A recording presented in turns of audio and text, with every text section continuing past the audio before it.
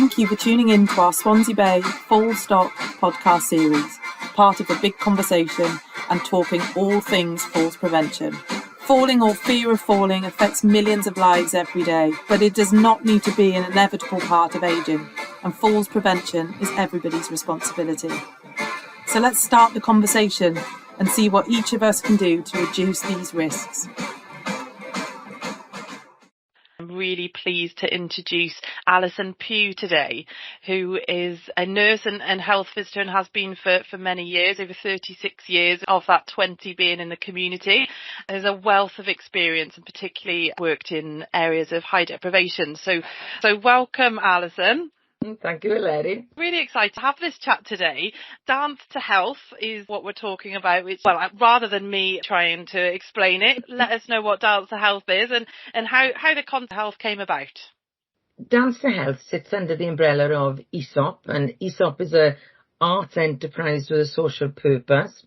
The CEO of ESOP a number of years back identified that there was a large crisis in the NHS of falls, and not just the cost of money to the NHS, but the huge knock-on effects that it has to the person who's had the fall, and also coming from a background where they'd always worked within the arts, one was looking to see if he could merge health and arts and prove the value of the art, in working with health. So the sort of idea was born from there, and then obviously looked at falls more closely. We came up with the idea of Dance to Health, where the arts and health would work together to reduce falls in older people. We had initial funding to set up 6 groups with the purpose over a period of an 18-month time, selecting the 3 of the sort of strongest groups from there and then setting them up as community interest groups to then be able to apply for grants and to keep going. But the research was very much about what we knew was within health was that very often the NHS can't afford to run the 26 weeks that is needed to prevent the falls, and therefore there tends to be 8 weeks, 12 weeks if you're lucky in some health boards, and therefore that the person who's had the fall could never complete the course, and it can be boring. People were not attending if it was raining or where there was no real buy-in to it.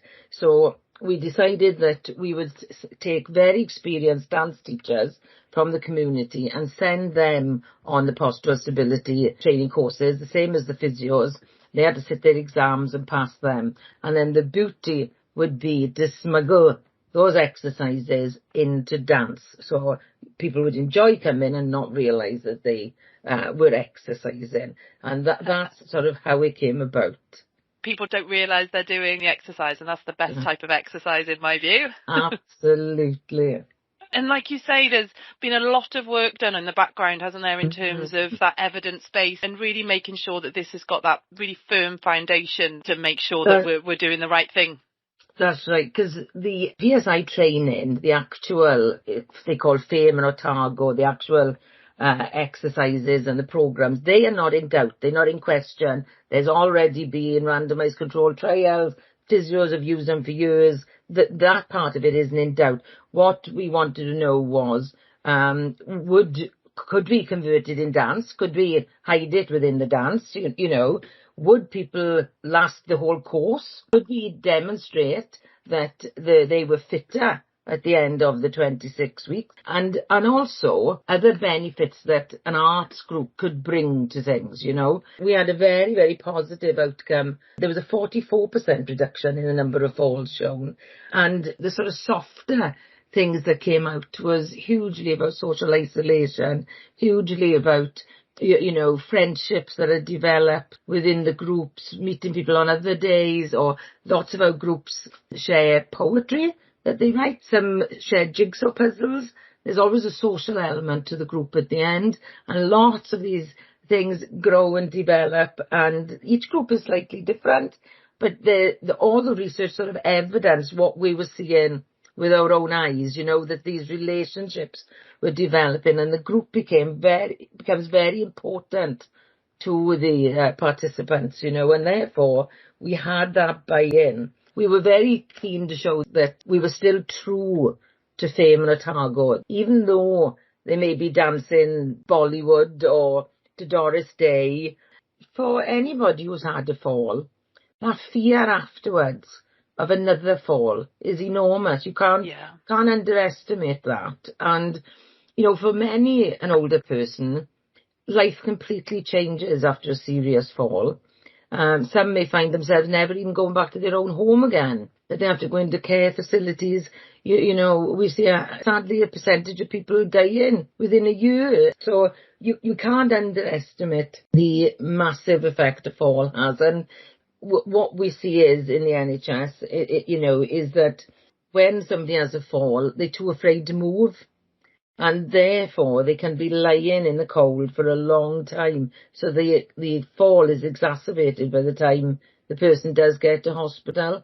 So what the dance artists try and teach people is to sort of recognise, learn about their bodies, tap themselves down, see if they can roll, don't be afraid. Because very often that fall, the effect of the fall will be a lot more reduced if the person can move to get help or can sit themselves up. And the exercise over the time will teach people how to get up properly and safely.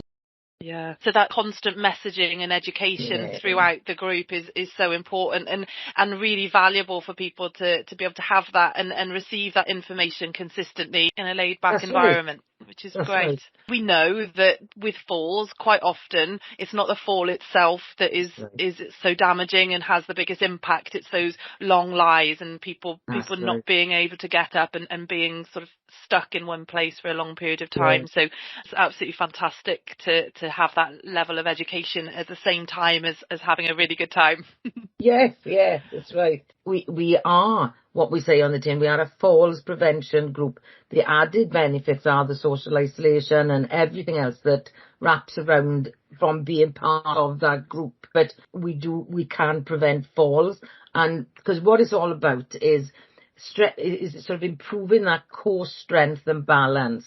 All the exercise, people don't even realise that they're improving, that their fitness is improving, that their balance is improved, the vertigo has decreased, and therefore there's lots of exercise groups out there. There's lots of different names for different things, but we don't pretend to be anything other than we are a falls prevention group. Because anybody can refer themselves and they can just come to where the classes are. People that are older, that may be having a checkup at the surgery for some reason or another, can be encouraged to come along here.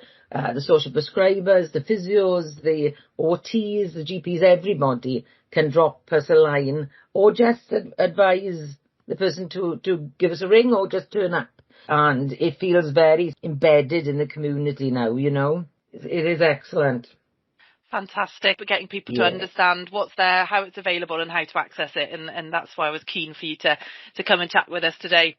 Something that's springing to my mind and something that may be putting some people off is, do you have to be a good dancer to attend this? And what can someone perhaps expect if they were to come along to a session?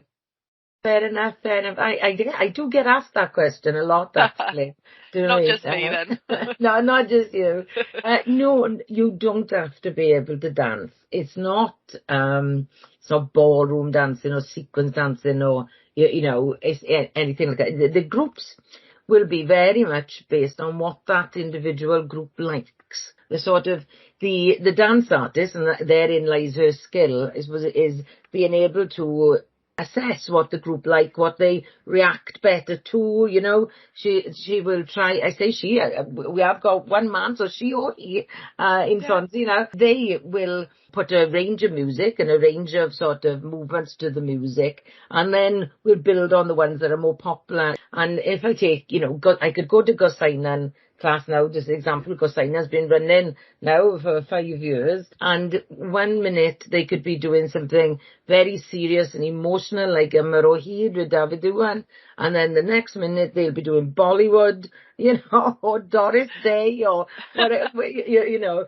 you can be it's whatever they enjoy, really. And then you know, the dance artist will sort of smuggle in like pieces of rep, really, so that they sort of tell a story within their dance, you know.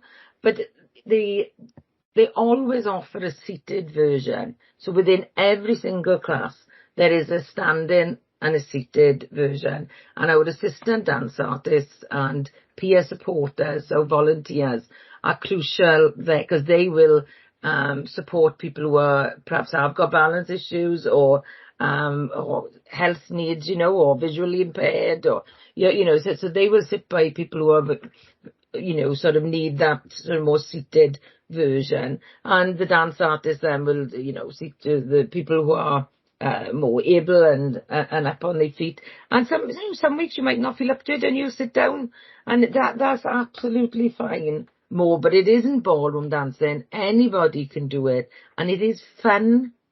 The laughter in these classes is a tonic. I can honestly say you hear the laughter before you open the door. I bet. And laughter is a therapeutic input in itself, isn't it? It's good to laugh and good to have fun. So it's great. And I love how the classes are sort of tailored to people's personal preferences. Yeah. And it really is an inclusive program, and so pretty much anyone can join, right? I've never refused anybody because there's always that seated version, so you can get over to the group.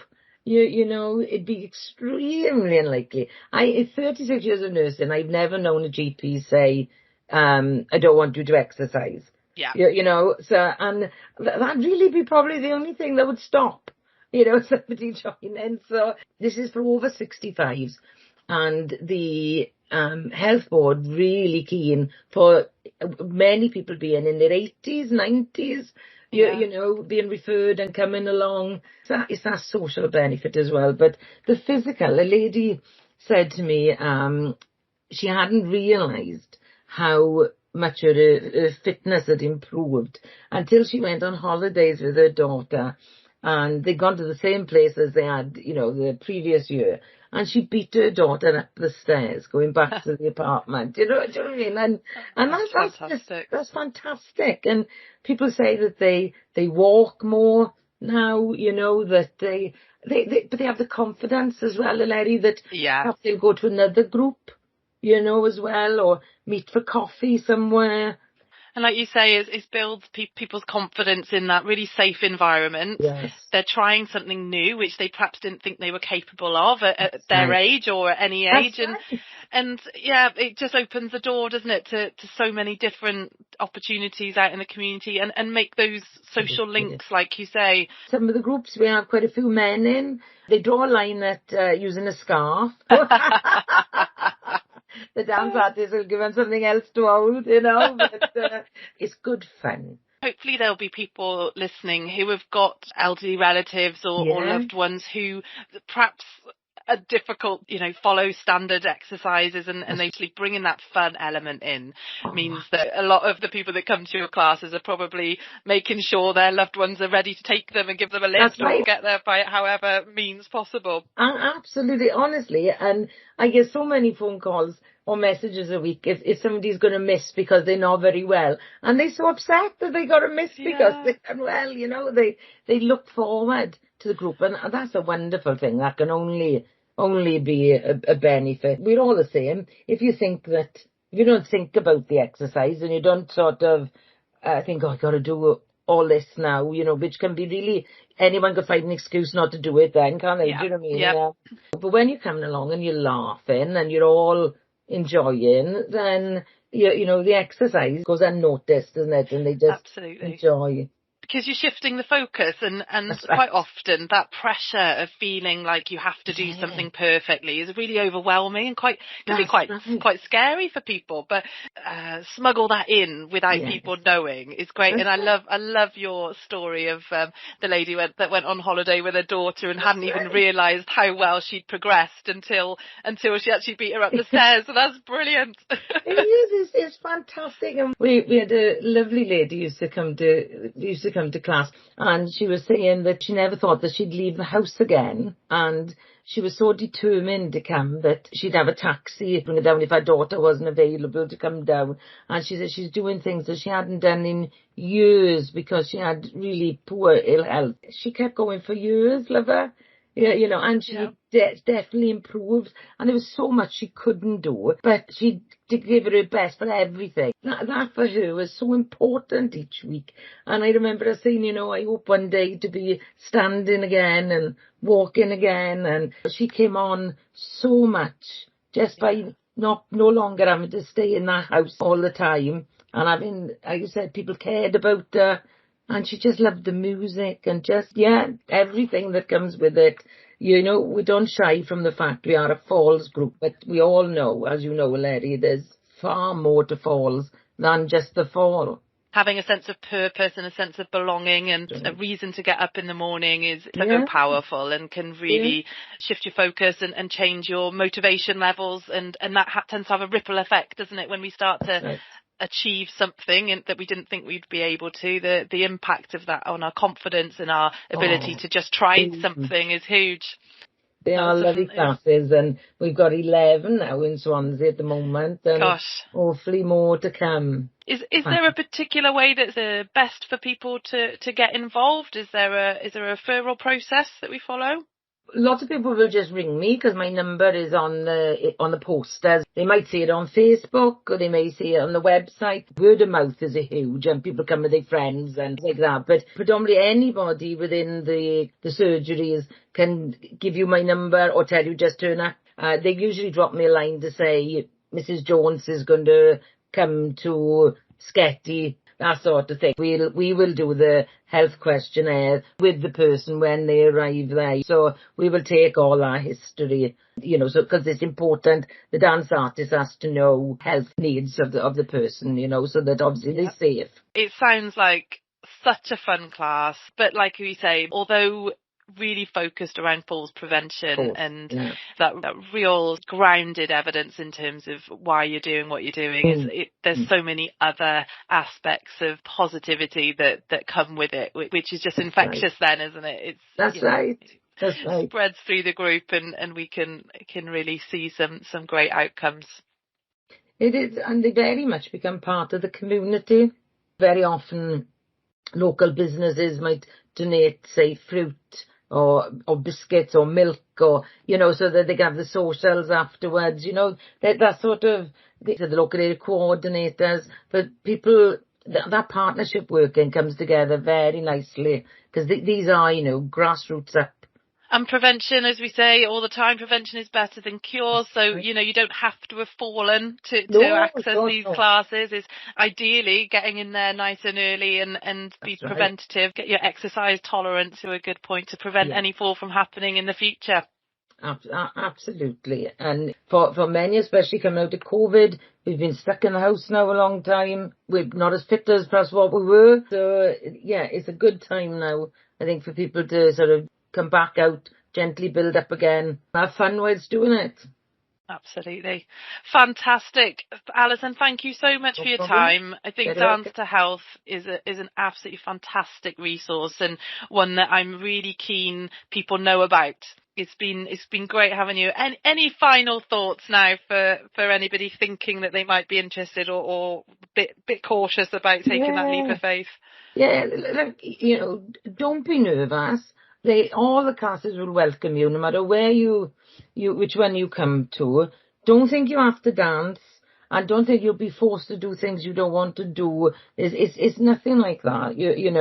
They're very friendly. The dance artists are very experienced, and don't worry that you're not fit. We don't expect yoga fit people to become, this class is for anybody. Come along and strengthen that, that core strength and balance. And I think sometimes then a lot of those sort of niggling health things often go away. People talk about their vertigo being improved, because again, that balance. Don't be worried. We've all got health conditions. It's very rarely as you get older that you haven't. Don't think you can't. So that's the end of this episode. We hope it's provided some useful insights, and please follow the links provided for more information. But remember, falls are not inevitable. Together we can make a difference. Let's keep this conversation going.